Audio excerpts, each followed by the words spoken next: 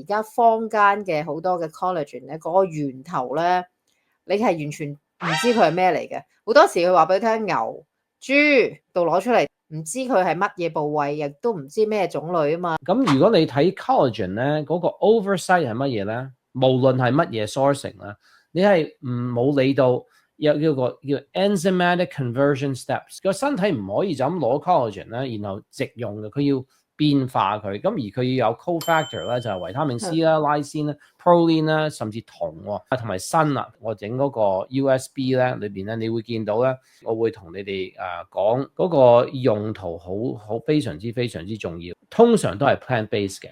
間中咧就會加啲唔同嘅minerals 喺裏邊。咁 USB 你會睇到鐵咧都要揀兩種鐵。Complete Booster 你會睇到有鋅啦。嚟緊個 Oh My Enzyme 咧有另外幾種鋅喺嗰個 Oh My Enzyme 裏邊。